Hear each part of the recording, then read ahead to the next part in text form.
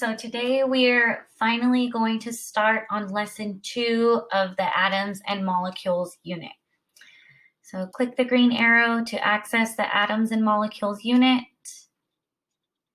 And to the left side, you'll see that I have lesson 2, the make, unlocked. So if you click on lesson 2, the make, you will see a presentation and then a total of 7 steps. And today we are going to get through steps 1, 2, and 3. So first we're going to start with the presentation. Then we're going to move on to your challenge. So I'm going to explain what your challenge is for the make. And then you are going to start by making actual atoms. So let's get started with the presentation.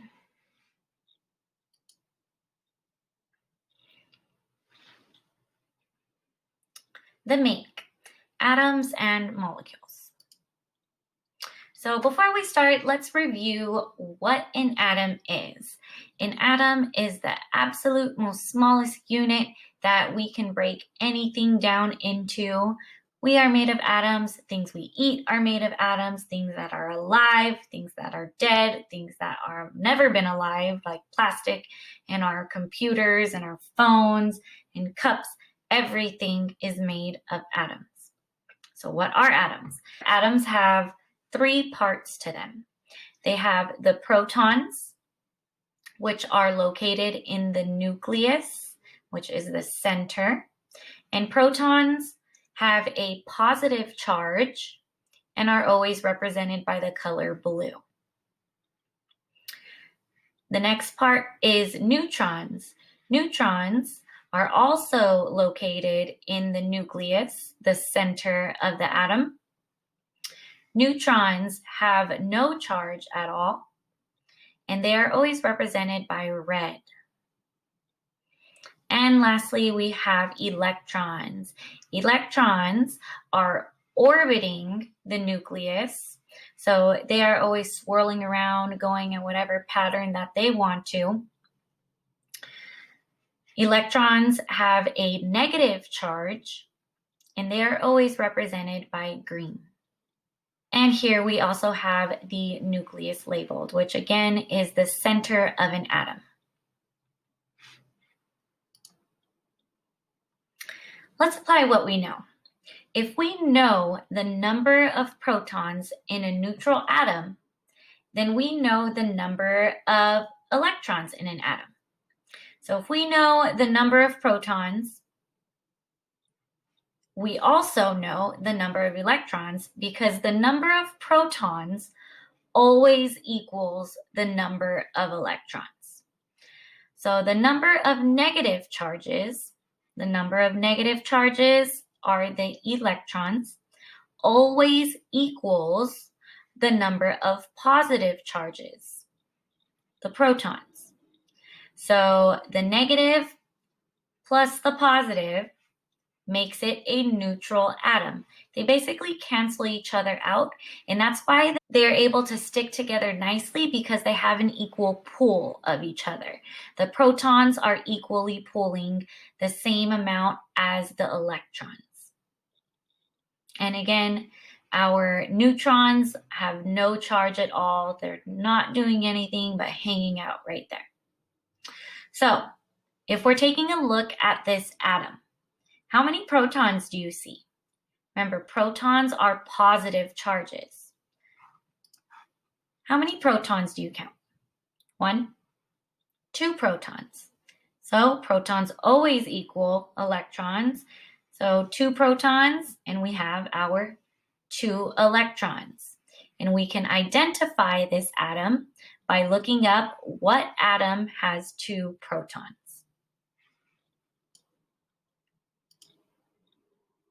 An atom is the smallest part of an element.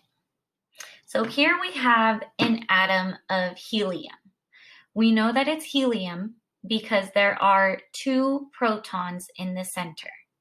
And an atom with 2 protons in the center is an atom of helium. So if there was only 1 proton in the nucleus, that would be a completely different atom of helium.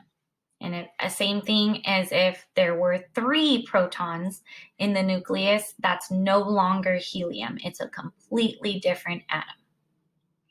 So we have atoms. What exactly are elements? So an element is basically atoms of the same kind that are bonded together. So helium as an element is lots of helium atoms bonded together. So helium, an element that exists as a gas, is used to fill balloons. An element is a pure substance made from one type of atom. So as long as an atom is bonded with the same exact type, it is still considered an element. There are an exact number of elements that we know. Therefore, there are an exact number of atoms that we know. Here is the periodic table of elements. So a scientist way back in the day, after lots of scientists together collectively were discovering different atoms, he decided that he was going to organize them. And so he laid them all out and he organized them by the number of protons that they have in their nucleus. So here we have hydrogen, which has 1 proton. And then we go all the way across over here to helium, has 2. And then we move downwards to the left as if we're reading a book. 3, 4. We skip that center part. That center part gets a little bit interesting. Then we have 5, 6, 7, 8, 9, 10, and so on and so forth. It's organized perfectly where all elements are put together exactly where they need to be, and they just so happen to be organized in a way where they behave the same way as well. So what I mean by that is this column down here, these are all noble gases that behave in the same type of way. What element information is provided in the periodic table of elements? What do all of those numbers and letters mean for each of those tiles organized on the periodic table of elements? So first we have the atomic number. So atomic number is a nice, clear, whole number, and this number shows the number of protons. So in this element that we are working with here, it clearly states this element has 6 protons. So like we already know, the number of protons also equals the number of electrons. The most noticeable thing that pops out in the periodic table of elements is the element symbol. So the element symbol is 1, 2, occasionally 3 letters that represent easily what that element is. So for carbon, the carbon element symbol is just a capital letter C, and that's it. Nothing more, nothing less, and you have to have the capitals correct, because if you add something else, it might turn out to be a completely different element. Underneath the symbol is a full element name, and the other numbers provided is the atomic mass. It's basically how much the atom weighs. So the weight of the protons and the neutrons in the nucleus of the atom. So now it's time for your challenge. Because atoms are too small to see with our eyes, scientists have agreed on models that help us understand their structure and how they interact. This make has 3 parts and a presentation, although we're not doing the presentation. The first thing you guys are going to do is you guys are going to build models of 3 different atoms. So in your next step that you're going to do, you are going to use a really cool generator to form 3 different atoms. Your next step that you're going to do is you are going to make those atoms bond with each other. So we're going to learn how atoms bond with each other. And it's not in a random way. They actually bond in a very mathematical way. So we're going to learn how atoms bond with each other. And then you guys are going to make atoms bond.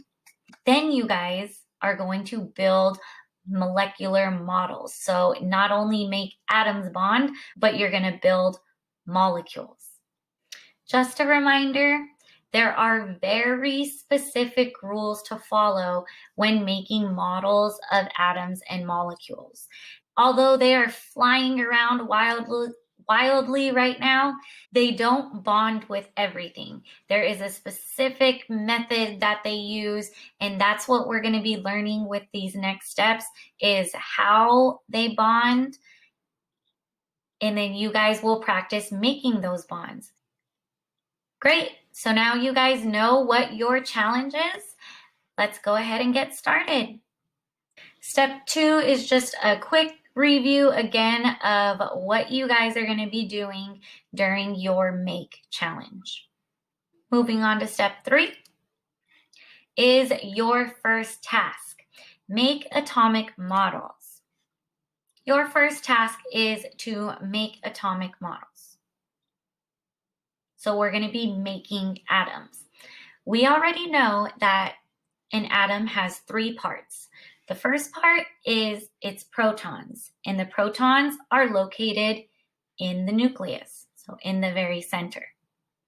Second are its neutrons, and the neutrons also go in the nucleus, so in the center. And the third part is electrons.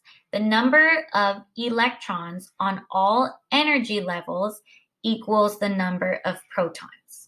So what they mean by that is that no matter what energy level they are on, so whether it is the inner shell or the outer shell, no matter what level the electrons are on, the total number is still going to equal the number of protons in the center.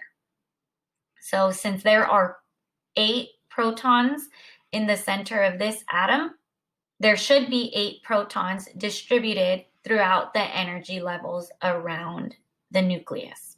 So 1, 2, 3, 4, 5, 6, 7, and 8. Let's practice creating an atom model of oxygen.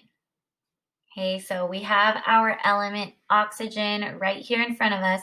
We want to create, what would this oxygen atom look like?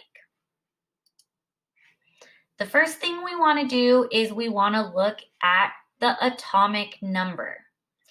The atomic number is a nice whole number. So oxygen's atomic number is 8, which means oxygen has 8 protons and 8 electrons. When building an atom model, we don't really need to know what the atomic mass is for each individual element.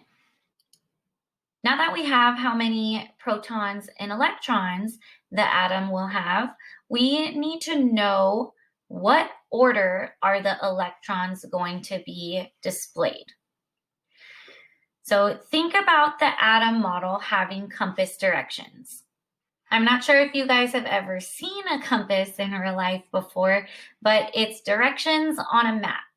And they are always the same no matter where you are, no matter what you're facing. North is always north, east is always east, south is always south, and west is always west. It's always good to know where you're at.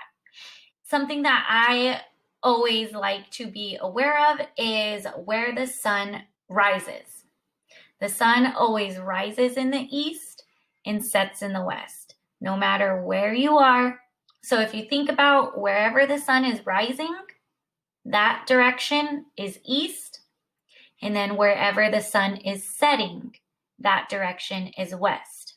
If you place yourself in the middle of those with the west on your left, the direction you're facing will be north. And if you turn around and look the opposite direction, that direction would be south. So we are going to use this model when laying out the electrons in all of the shells. The first rule that you need to know is the first energy level closest to the nucleus holds a maximum of 2 electrons. And those electrons are always placed north and south. The very closest electrons to the nucleus, the first one will be placed north, so at the top of the atom, and the second electron will be placed south at the bottom of the atom. So 1, 2, once those are filled, we move on to a new shell, a new energy level. So once you reach a maximum of 2, then we add on a new shell. Starting with the second energy level, the second energy level can hold a maximum of 8 electrons in all other energy levels. So starting with the second shell and all of the shells after, all of the energy levels after, all of them are going to start holding 8. The only exception was this very first shell. So now with our remaining electrons, we are going to start setting them up on its new energy level until that energy level reaches a maximum of 8. Once that next energy level reaches 8, we start a new energy level. Once that one reaches 8, we start a new energy level, and so on. So once we get to 1, 2, we have to jump to a new energy level. And it goes in the same direction clockwise. Okay, so electron 3, and then we just move around the compass. So north, and then we place it to the right, electron 4, place it on the bottom, electron 5, place it to the left, electron 6,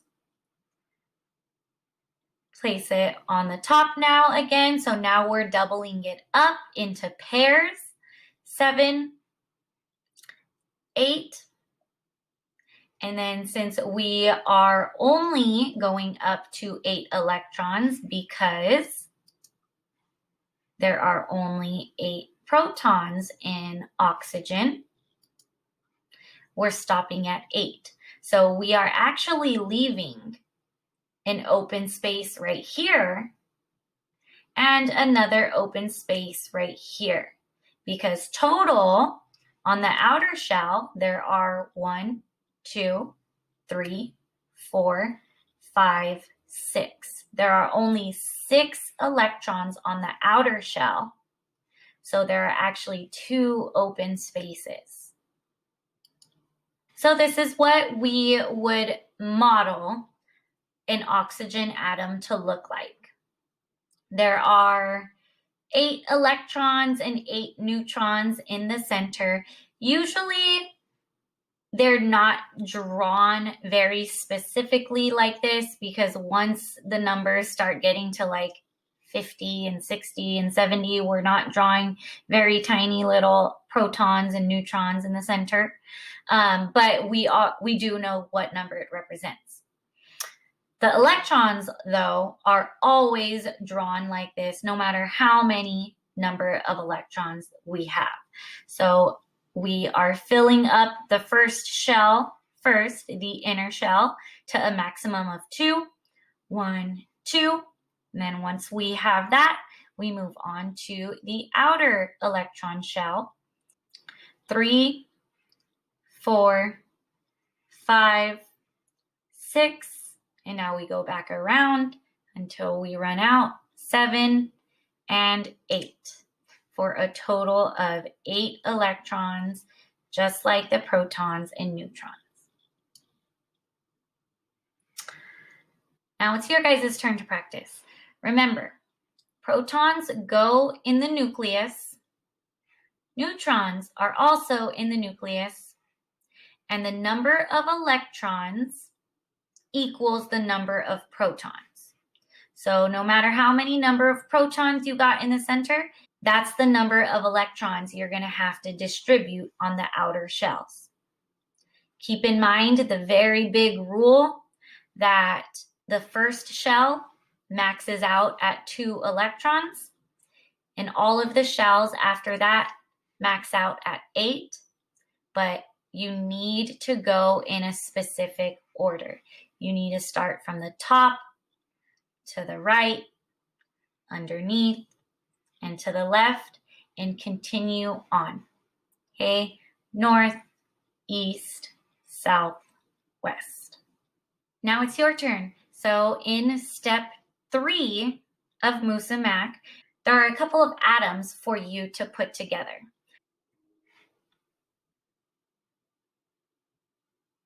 Your first practice is starting us off small. So what you're going to do is just drag your atom. Your atom already has the proton in the nucleus. So your job is going to be to put the electron where it belongs. So remember, there are very specific rules on where to place electrons. You can't just place it anywhere you want. Okay, so where will you place hydrogen's only electron? Will you place it at the top, at the bottom, on the left, or on the right?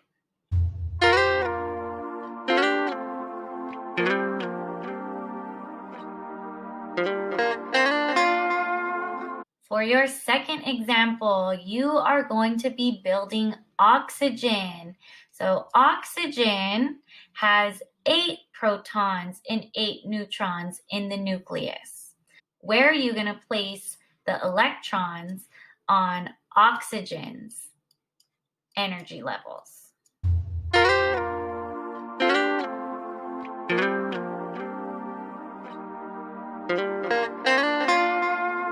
And for your last atom, you are going to be building carbon. Carbon has a total of 6 protons, 6 neutrons, and 6 electrons. Where are you going to place carbon's 6 electrons?